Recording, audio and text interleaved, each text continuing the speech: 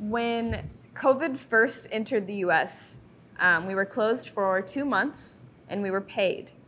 And it was one of those moments where I was like, thank God I work for this company that is paying me to stay at home and be safe. And I felt like they were still honoring this idea of the third place, a place where it's kind of like a home environment, an environment where you can be yourself completely and you can feel heard. And for a little bit there, it really felt that way. And then I've got partners who can't pay their rent and put groceries in their fridge at the same time. And the company essentially said that as long as the business needs were being met, that was really the concern. In the last 4 or 5 years, those little kind of perks have slowly kind of been pulled away. within about 24 hours, we knew that we had a majority of the store on our side. Within a week, we had filed.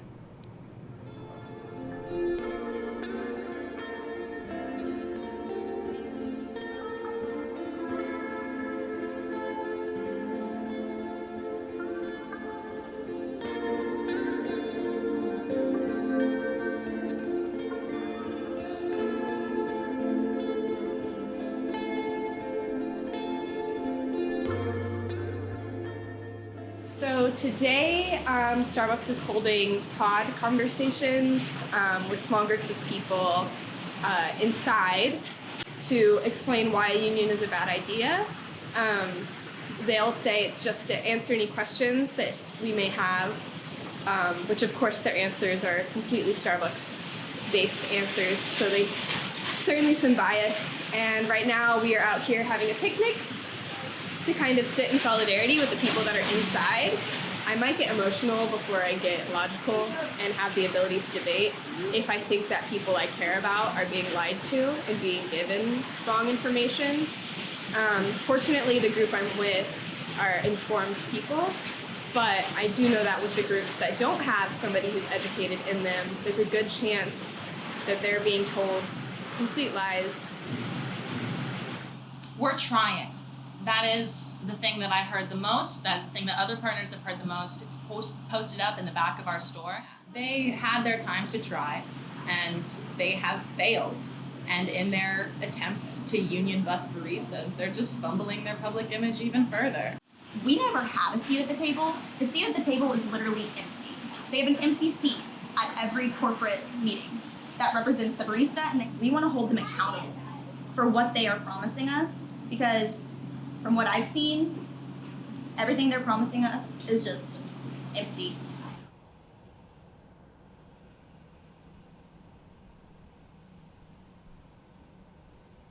A spokesperson for Starbucks released this statement saying, quote, "We are listening and learning from the partners in these stores, as we always do across the country. We are better together as partners without a union between us." We can't ignore what is happening in the country as it relates to companies throughout the country being assaulted in many ways by the threat of unionization. They're not anti-union, they're pro-partner. They don't want a third party between us. You have to trust in Starbucks is probably what the main messaging is going to be. Basically, Mason and his team, they want better working conditions, they want raises, they want to make sure that they're being paid for their work, they want more community outreach, they want better environmental policies. They're fighting for a lot right now.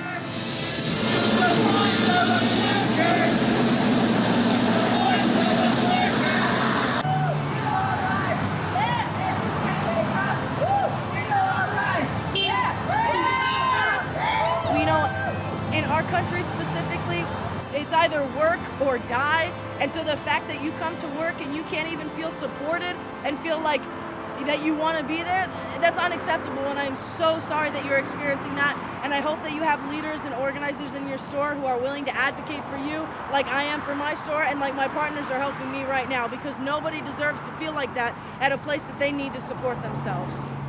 I think they're kind of saying, you know, we can help you. I think they're kind of saying, they're trying to say we don't need a union without saying we don't need a union, because they're not allowed to talk about the union. So they're basically trying to tell us that they can support us without needing the union. I'm thinking that's what's happening today.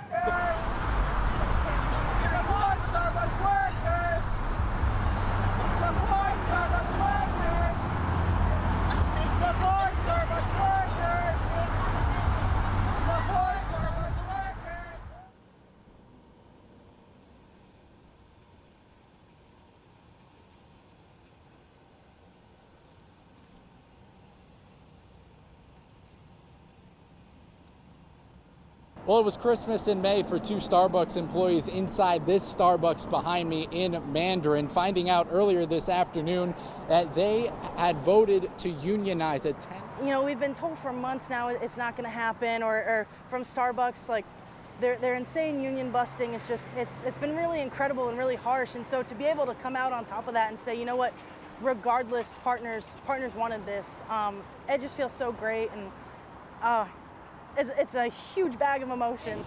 We all went through a hard time together, so we're all closer than ever now.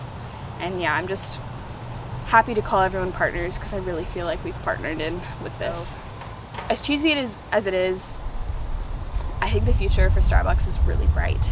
And I do see a future where all cafes and all drive-thrus, and maybe even one day licensed stores, the ones that are inside of Targets and Barnes & Noble, I see a future where we're all unionized and we're all speaking for ourselves so that we can make an even better decision on benefits, because all of us will be making the decision, and not just the rich people that sit in offices all day and get delivered their coffee instead of making it themselves.